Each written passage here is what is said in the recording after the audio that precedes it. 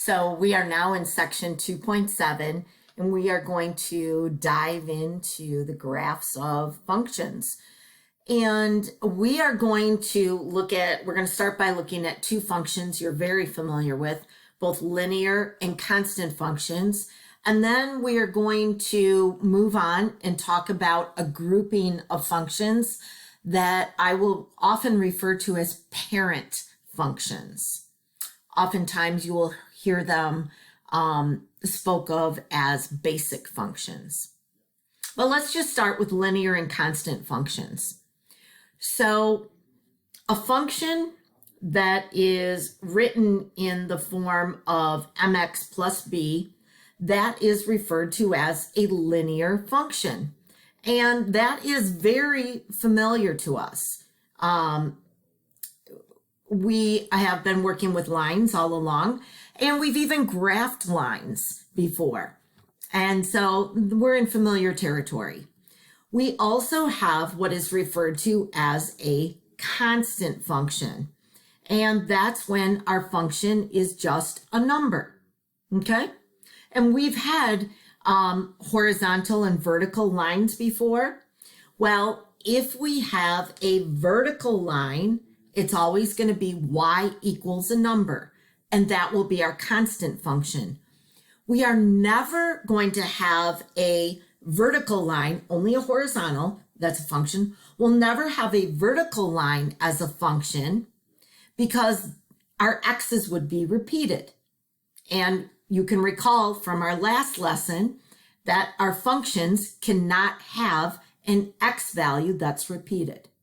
All right, so let's just dive in here with this first graph. And this first graph is that of a linear function. So recall, when we are graphing a linear function, that's going to be of the form y equals mx plus b. So the m is our slope and the b is our y-intercept. And so to graph this, we are simply going to plot the y-intercept. And so the y-intercept is our b. So that is going to be, our b is 2. And so that is going to be right there at 0, 2. That's our y-intercept. That is where our graph, our line, is going to be going through the y-axis. Then our second step is from that point, okay, from our y-intercept, then we are going to use slope to find second point, and we could use it to find additional points. Okay, so our slope in this particular function is 3, but our slope is a ratio. And so in this case, it's 3 over 1. And it's always the change in y over the change in x. Those are not 4s. Those are deltas, okay, representing change. So that means because it's a positive 3, I'm going to go up 1, 2, 3 units, and to the right 1, there's our second point. Or alternatively, we could go down 1, 2, 3, and to the left 1. So we're doing exactly the opposite. So we've got 3 points. We can draw our line. There we go. And that would be the graph that goes with that function. Now, for this next function, we're going to graph f of x is equal to -5. This would be a constant function. It is, remember, f of x is the same thing as y. So y is equal to -5. So what that means is that y is always -5. If I was to create an xy table, our y values would be -5 regardless of what the y value or what the x value is. So I can go ahead and find -5 And I can go ahead and draw a horizontal line. And that is going to be the graph of that function.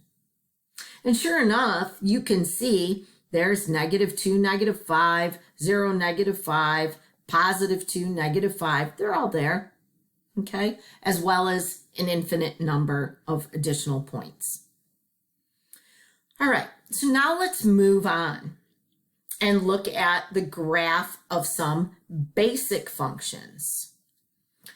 But before we do that, okay, before we look at the graphs of basic functions, let's just pause here a minute and kind of make a connection with our earlier lesson where we were talking about the domain for our basic functions and our domain for any functions. And so to find domain, remember that our domain of a function is all real numbers, so from -infinity to +infinity, except we had two exclusions.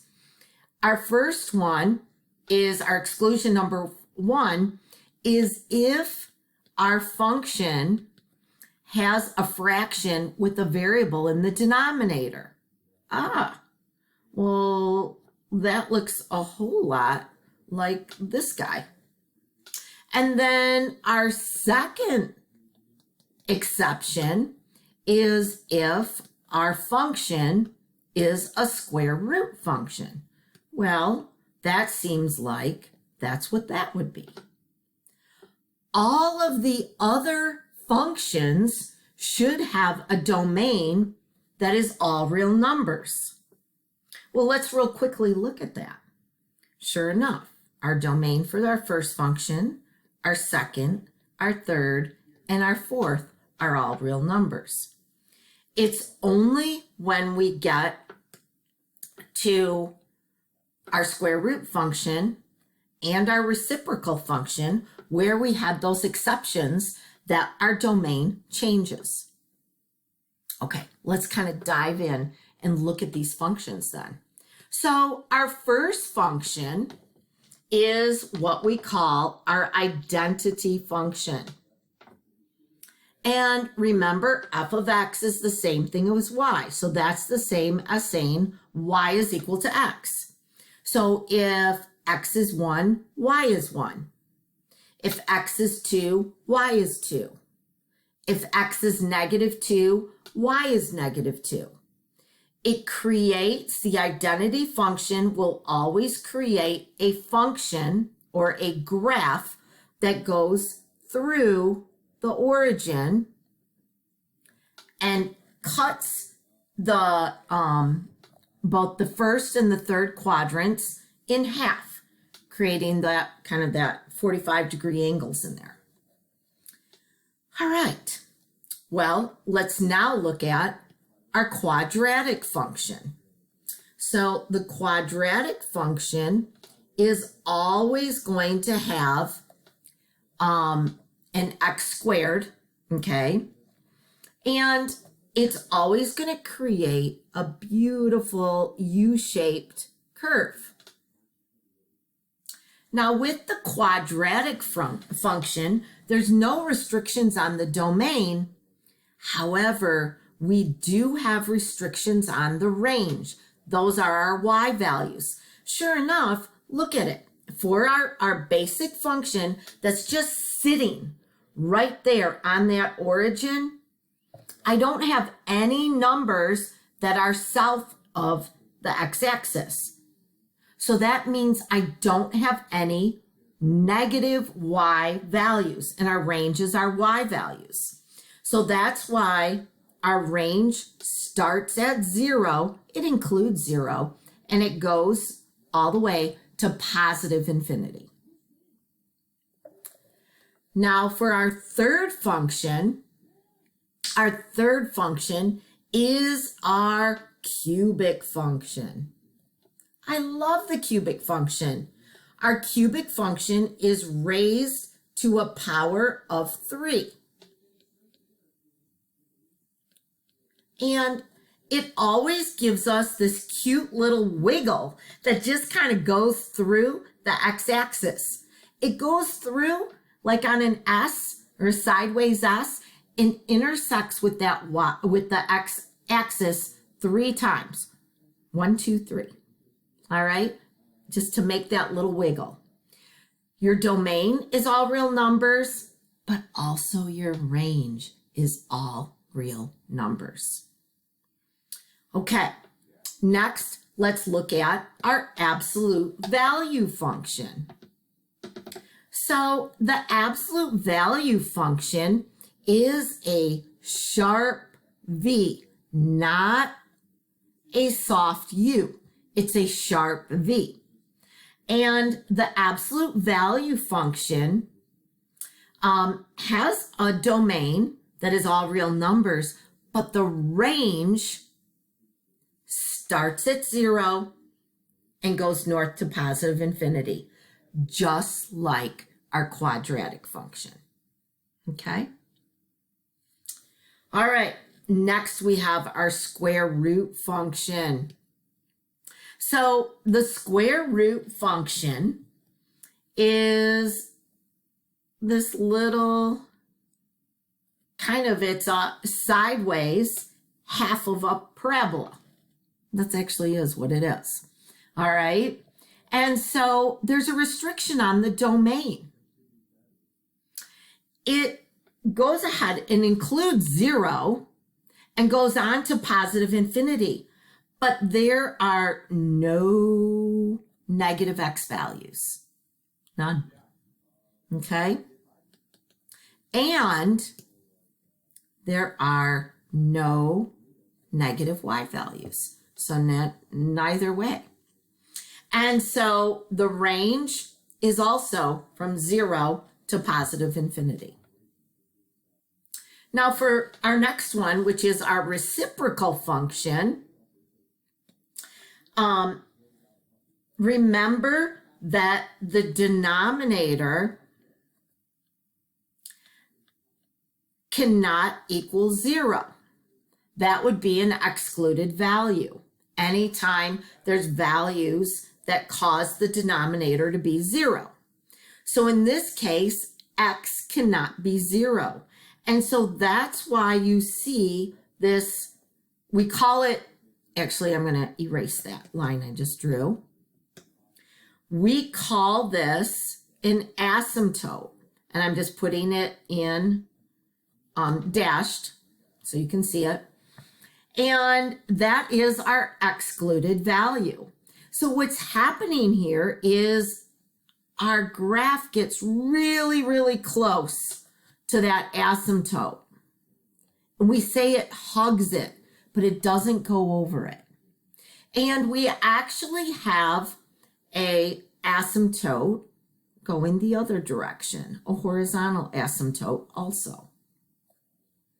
So for our domain, in order to show that our x values include everything except for 0, we write this in interval notation. So our first interval is from negative infinity to 0, and then it's joined with the second interval, which is from 0 to positive infinity. And it just happens that the range is exactly the same. So those are our 6 basic functions. All right. Now, if you are asked to graph a function, okay, so one thing that you can do, or that I would suggest, is that you go ahead and make a table of values. Let's actually modify this function to make it just a little bit more interesting. I don't want it to look exactly like the basic ones that we just did. So let's make it x cubed plus 2. Okay? All right. So what we're going to do is we are going to select some x values. How about if we just pick -2, -1, We'll do 0, +1, +2. All right? So what we're going to do is plug those into our function, and that'll give us the corresponding y value. And so that's going to be -2 cubed plus 2. So that would be -8 plus 2 would be a -6. So our ordered pair is -2, -6. Then we take -1, cube it, and add 2. So that's going to be -1 plus 2 is 1. So we get -1, 1 as our ordered pair.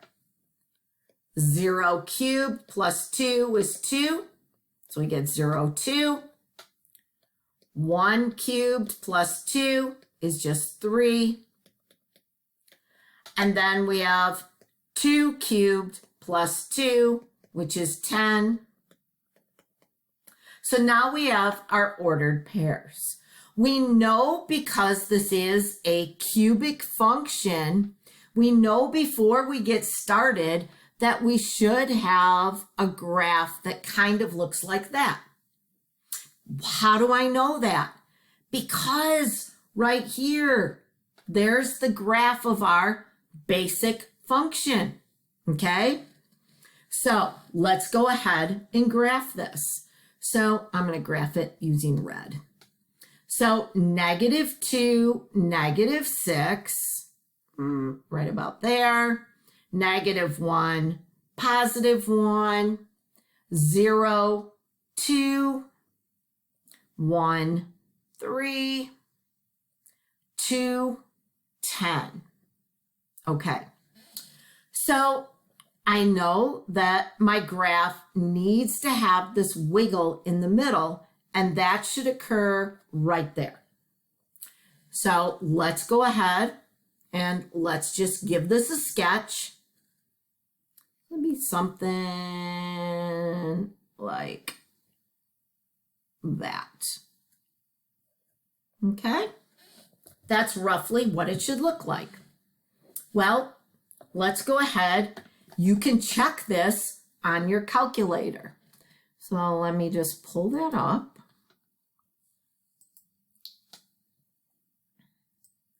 So we are going to go ahead, pull up our y equals, oh, it helps if we turn it on. Pull up our y equals button. I'm going to clear this out. Hit clear. So now I'm going to type in my function. So I'm going to put in my x right here to the right of my alpha key is my x. And then I'm going to put cube. So I put my exponent raised to the third power. I'm going to get out of there and do +2. When I graph this, I just hit my graphing function right here. Oh, try it again. There we go. And that looks very similar to what we just drew. It takes that basic function, shifts it up 2 units, and that's what we get. All right.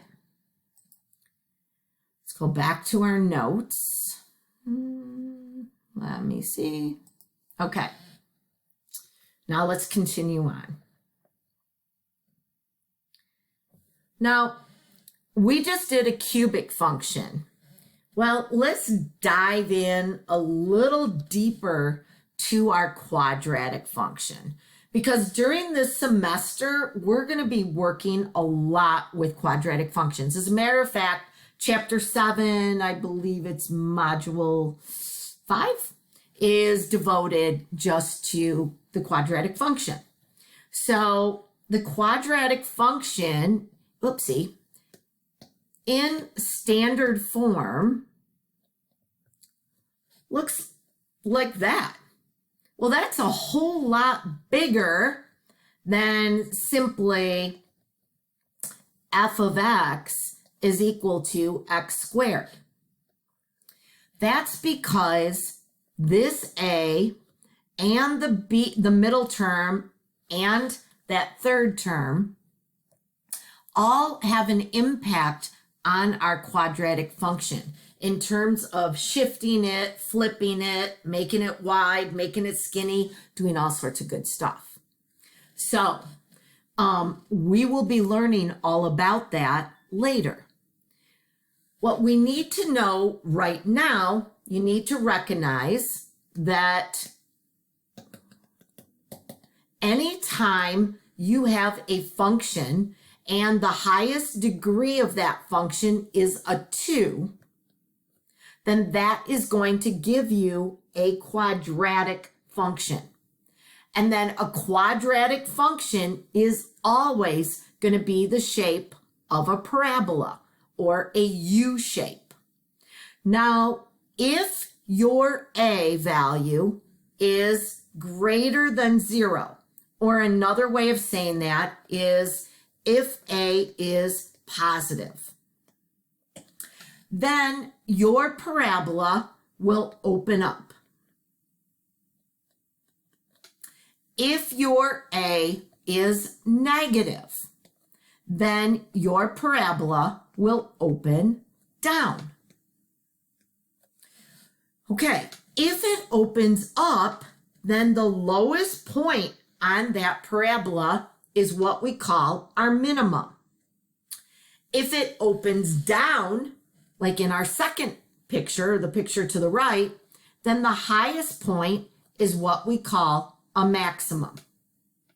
That's really going to be important terminology when we're looking at solving story problems later on, understanding what a maximum and a minimum is.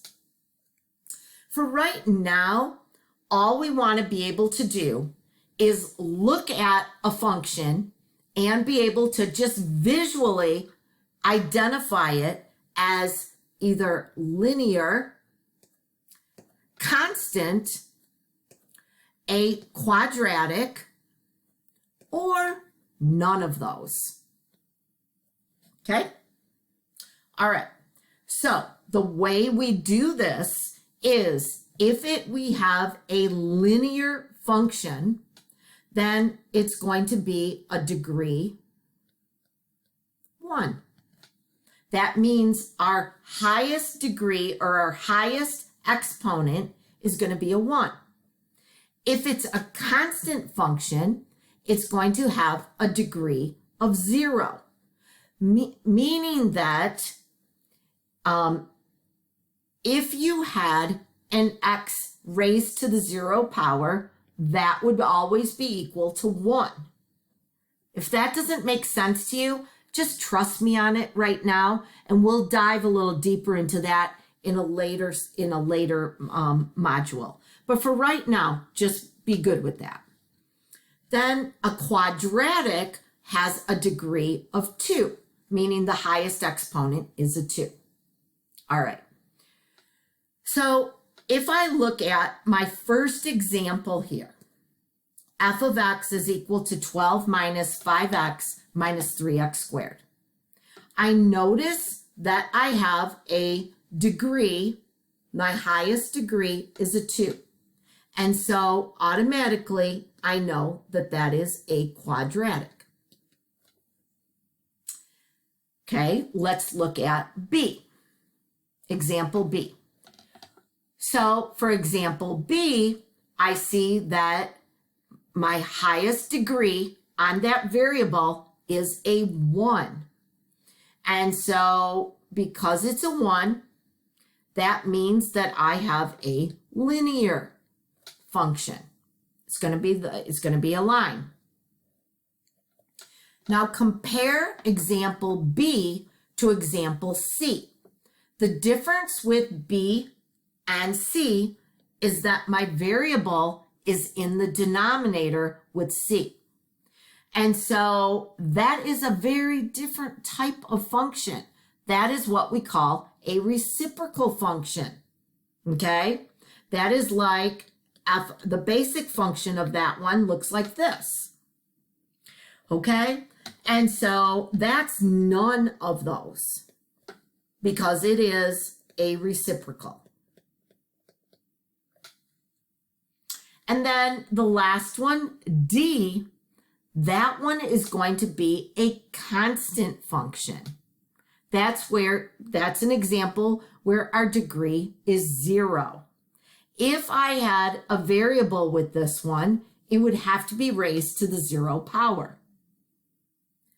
That's the same as 1. And 12 times 1 is 12.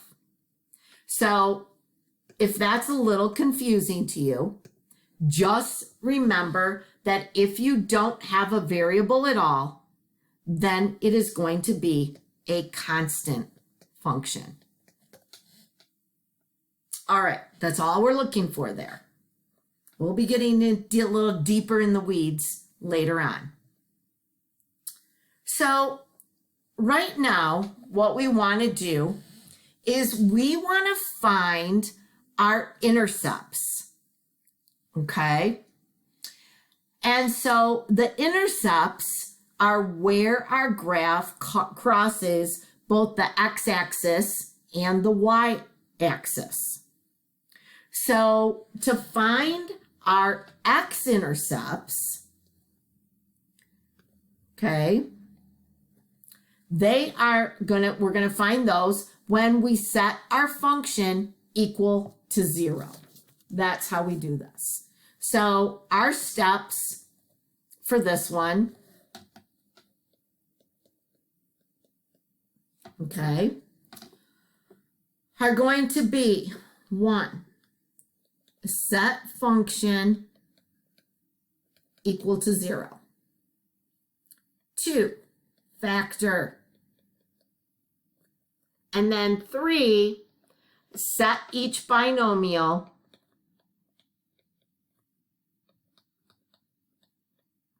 equal to 0 and solve. When you solve each of those binomials, you are actually finding the x-intercepts. So that would be, to do this, I'm going to take this function, f of x is equal to x squared minus 3x plus 2. Set it equal to 0. When I factor this, and factoring should be a review for you right now, but if it's not, we'll be going over factoring in the next module. So that's going to be x minus 2, x minus 1, okay? Set each of those factors equal to 0. So x minus 2 equals 0, x minus 1 equals 0. So x equals 2, x equals 1. So that would, my x-intercepts are 2, 0, 1, 0. And I go ahead and I plot those 2, 0, 1, 0. Then I can find my y-intercept. So to find the y-intercept, what you're going to do, okay, is you are going to let f of x equal y. And then you're going to let x equal 0. So in this one, it would be y equals x squared minus 3x plus 2. So y is equal to 0 squared minus 3 times 0 plus 2, or y is equal to 2. Now what I want you to notice is that we call it our C value. Our C value is 2, and that's what our y-intercept is. That will always happen as long as your quadratic function is in standard form like it is here. Okay? So we can go ahead and plot this. So that is going to be 0, 2 right there. One of the characteristics of a one of the characteristics of a parabola is that it is symmetrical. And so I would expect my other point to be over here, be symmetrical with the one I just plotted. And then we could go ahead and just sketch it in. It would look something like that. Now, I want to show you something on your calculator. So let's pull up our calculator again. And I am going to go to my y equals button. Oh, gotta turn it on again. We'll go to y equals. I am going to clear that out. And I am going to put in the equation that we just, let's just clear. I'm going to do x squared minus 3x plus 2. And let's go ahead and graph it.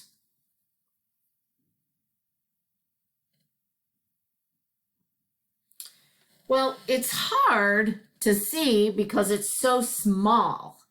However, we can go ahead and zoom in. Let's press 2. And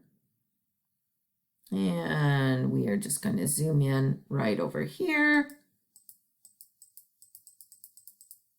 Okay.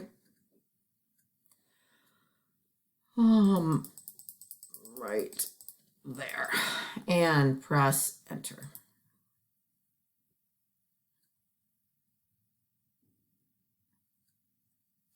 So you can visually just see by zooming it in that our x-intercepts are 1, 0 and 2, 0, which is exactly what we got by factoring. Or another thing you can do is you can use this calculate a function right there. So if you press second calculate, and then we're looking for what are called the zeros. Those are your intercepts. So I'm going to press 2. I'm going to just go back here. I'm looking for my left boundary. It's asking, hey, what is your left boundary? I'm going to hit enter. Now I'm going to go ahead and move over to my right boundary.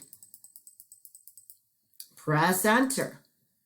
And then it's saying, hey, do you want me to take a guess at what that intercept is? And I'm like, yeah, please do.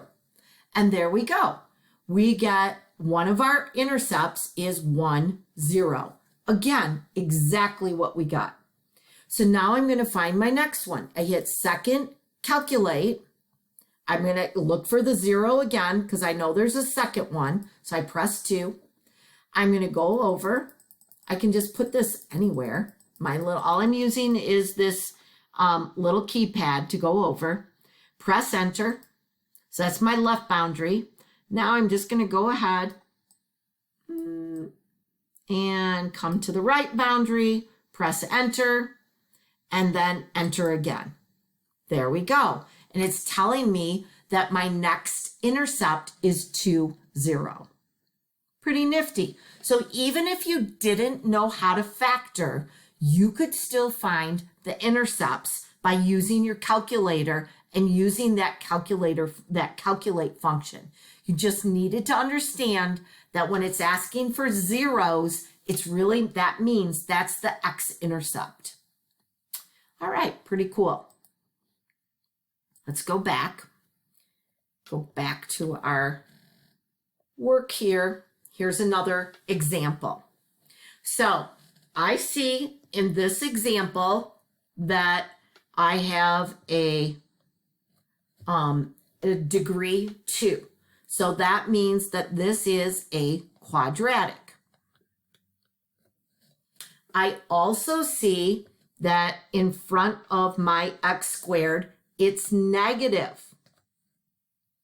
And so that means that this is going to open down.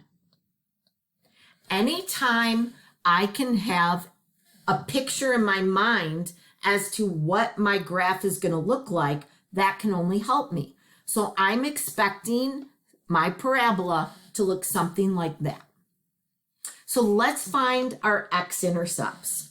So the first thing we want to do is set our function equal to 0. So that'd be 0 equals 9 minus x squared. If you want your x squared, your whole function on the left, that's okay. Let's just do 9 minus x squared equals 0 that way. No problem. All right, so I can factor this it would be, this is a difference of two squares. It's a binomial, okay? And both 9 and x squared are perfect squares. So this could be thought of as 3 minus x, 3 plus x is equal to 0. I set each of those equal to 0. 3 minus x equals 0. 3 plus x equals 0. And when I solve, okay, I get x is equal to 3, x is equal to negative 3. Those are my x-intercepts. So let's just go ahead and graph them. I've got one at negative 3, one at positive 3. Now to find the y-intercept. Remember, if I've got f of x equals 9 minus x squared, okay?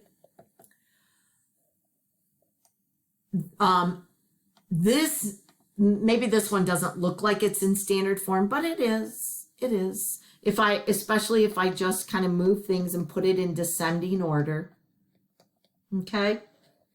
So this 9 is going to be my y-intercept. And I know that because if I go ahead and substitute a 0 for that x, then I get 9, okay? So I really should put f of 0 is equal to 9. And so that means that my y-intercept is going to be 0, 9. And I just go ahead and sketch that in, and I'm done. All right. Now, you can use the graph to estimate values too, just like we were doing before in an earlier section. All right, so my function is the graph. So this first one, 6a, is saying, hey, when y equals 0, what is x? Okay? That's what it's asking. Well, y is equal to 0 right here on the x-axis. And so right here at 1, okay, that's where y is 0, x is 1. Okay? So that is simply going to be x is 1. Now, the next one, f of 0 says x equals 0. What is y? So let's go ahead, erase our earlier work, and we'll do this in a different color. Let's try blue. So when x is 0, probably should have used red actually, just so we don't confuse things. Okay. So when x is 0, that intersects, again, it's just coincidental, it intersects at 1. So when x is 0, y is 1. The domain for this function is going to be all real numbers. So negative infinity to positive infinity. There is nothing that is restricting our domain. There's no gaps in our graph. There's no restrictions. All right, we're gonna actually just stop right there. You have what you need now in order to